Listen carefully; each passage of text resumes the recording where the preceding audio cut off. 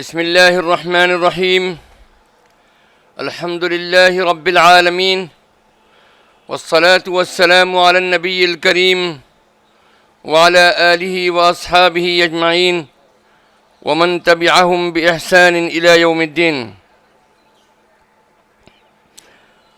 صدر محترم آل India Muslim personal لا board, نائبین صدر آل انڈیا مسلم پرسنل لا بورڈ، سیکریٹریز، عہدیداران، ممبران پارلیمنٹ، ارکان بورڈ، عاملہ کے ارکان اور حاضرین مجلس، میرے عزیزوں اور دوستوں، ہمارا ملک ایک جمہوری اور سیکولر ملک ہے. جمہوریت میں حکومت ہو، انتظامیہ ہو، ایڈمنسٹریشن ہو یا عدلیہ جوڈیشری ہو، اس کی آئینی اخلاقی ذمہ داری ہوتی ہے کہ وہ اقلیتوں، کمزوروں اور مظلوموں کے حقوق کو تحفظ فراہم کریں. پارلیمنٹ میں قانون اس لیے لائے جاتے ہیں تاکہ شہریوں کے حقوق محفوظ کیے جا سکیں. قانون اس لیے بنائے جاتے ہیں تاکہ شہریوں کی جان و مال کی حفاظت کی جا سکے. لیکن پہلی بار جب حکومت میں ایسے لوگ برسر اقتدار ہیں جو قانون اس لیے لاتے ہیں تاکہ مسلمانوں کے حقوق کو چھینا جا سکے، مسلمانوں کی مذہبی آزادی کو کم کی جا سکے، وقف ایک بھی مسلمانوں کی مذہبی جائیداد کو ہڑپنے، چھیننے اور اس کو ختم کرنے کے لیے لایا گیا ہے. یہ وقف قانون وقف کے تحفظ کو برباد کرنے کے لیے لایا گیا ہے. وقف کو تحفظ دینے کے لیے نہیں بلکہ وقف کو برباد کرنے کے لیے لایا گیا ہے. یہ وقف قانون مسلمانوں سے ان کی مساجد، مدارس، درگاہ اور امام باڑوں اور اوقاف کی زمینوں کو چھیننے اور ختم کرنے کے لیے پاس کیا گیا ہے. یہ وقف قانون جمہوریت اور سیکولرزم کی جڑوں کو کھودنے والا ہے. اس قانون سے وقف کا تحفظ ہرگز نہیں ہوگا. اس کی ہر دفعہ ملک کی جمہوریت، اتحاد اور سیکولرزم کو کمزور کرنے والی ہے. حکومت ہند نے تمام آئینی و دستوری اصول اور روایات کو پس پشت ڈال کر یہ قانون پاس کیا ہے. یہ قانون اس دعوے کے ساتھ لایا گیا کہ یہ مسلمانوں کے فائدے کے لیے ہے، لیکن ہم یہ اعلان کرتے ہیں اور کرتے رہیں گے کہ یہ قانون مسلمانوں کے حق میں نہیں بلکہ مسلمانوں کے خلاف ہے. یہ قانون ہماری مسجدوں، قبرستانوں کو ختم کرنے والا ہے. یہ قانون ہم مسلمانوں کو ہماری دستوری حق سے محروم کرنے والا ہے، ہمارے دستوری حق سے محروم کرنے والا ہے. یہ قانون ہم مسلمانوں کی تہذیب سے، ہم مسلمانوں کو ہماری تہذیب سے دور کرنے والا ہے. ہمیں یہ قانون قطعاً منظور نہیں ہے.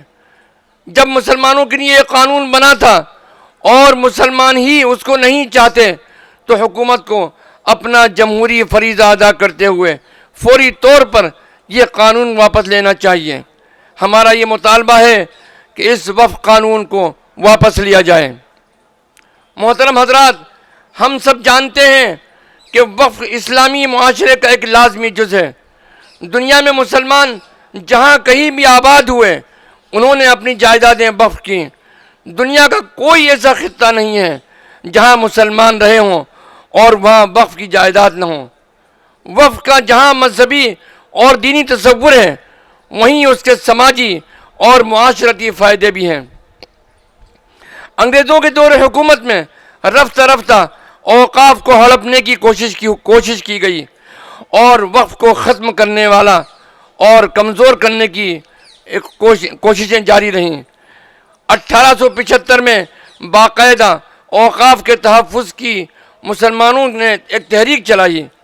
مسلمانوں کے احتجاج کے بعد تقریباً 35-40 سال کی کوششوں کے بعد، مسلمانوں کے احتجاج کے بعد 1913 میں انگریزوں کو پہلا وقف قانون پاس کرنا پڑا.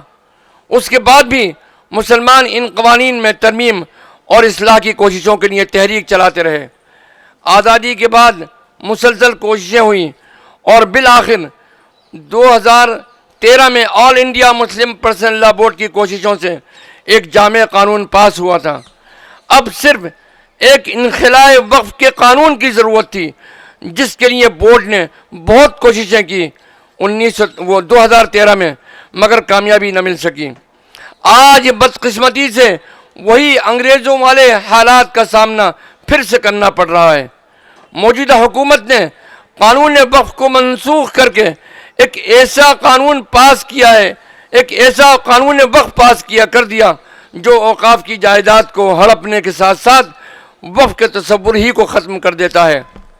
اس قانون کو پاس کرنے میں مکمل ہٹلر شاہی سے کام لیا گیا۔ آئین اور پارلیمانی نظام کی دھجیاں اڑائی گئیں۔ اس قانون کے خلاف آل انڈیا مسلم پرسنل لا بورڈ نے زمینی سطح پر عوامی تحریک چلائی، جو اب تک جاری ہے اور انشاءاللہ اس قانون کی واپسی تک جاری رہے گی۔ تو وہیں بورڈ نے دوسری طرف سپریم کورٹ میں مضبوطی کے ساتھ میں قانونی لڑائی بھی لڑی۔ الحمدللہ سپریم کورٹ نے عبوری راحت دیتے ہوئے اس قانون کی چند خطرناک دفعات پر پابندی لگا دی، جو ہم سب کے لیے ایک راحت ضرور ہے، لیکن یہ قابل اطمینان نہیں ہے، کیونکہ اس قانون کی تمام 48 ترمیمات وقف کے لیے خطرناک ہیں۔ اس لیے ہمارا مطالبہ بدستور وہی ہے کہ اس پورے قانون کو واپس لیا جائے۔ حضرات محترم، سپریم کورٹ کے فیصلے کے بعد بعض لوگ مایوسی کا اظہار کر رہے ہیں اور بعض لوگ بہت زیادہ جذبات سے کام لے رہے ہیں۔ میرے دوستو، یہ وقف کی لڑائی ایک لمبی لڑائی ہے۔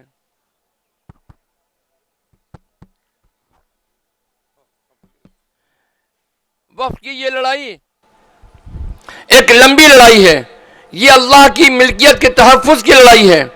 ہمیں اس لڑائی میں جوش اور ہوش دونوں سے کام لینا ہے۔ جو لوگ اس بات سے مایوس ہیں کہ سپریم کورٹ نے تمام دفعات پر اسٹے نہیں دیا، تو اب کیا ہوگا؟ ظاہر ہے کہ ہمارا بھی مطالبہ پورے قانون کی واپسی کا ہی تھا، مگر مایوس ہونے کی ضرورت نہیں ہے۔ سپریم کورٹ کے فیصلے بدلتے رہتے ہیں۔ ہم نے دیکھا کہ سبری مالا مندر کے بارے میں سپریم کورٹ کا ایک فیصلہ آیا، مگر جب سماجی اور سیاسی طور پر اس کی مخالفت ہوئی اور پورے ملک میں دباؤ بڑھا، تو سپریم کورٹ کو اپنا فیصلے پر اسے نوخور کرنے کے لیے مجبور ہونا پڑا۔ اگر ہم وقف کے تحفظ کی اپنی لڑائی لڑتے رہے تو انشاءاللہ ابھی جو راحت عبوری فیصلے میں نہیں ملی ہے، وہ حتمی فیصلے میں ہم کو انشاءاللہ ضرور ملے گی۔ ہمیں وقف کے تحفظ کے لیے مختلف جہات سے کام کرنا ہے۔ ایک طرف جو اوقاف ہیں ان کے کاغذات کو درست کروانا ہے۔ اگر کہیں ایسے اوقاف ہوں جن کے کاغذات میں خامیاں ہوں یا کوئی تنازع ہو، تو اس کے لیے قانونی جدوجہد کرنے کی ضرورت ہے، اور اس سلسلے میں ہمیں پورے ملک میں بیداری لانے کی ضرورت ہے کہ مسلمان اوقاف کے کاغذات کو درست کرائیں۔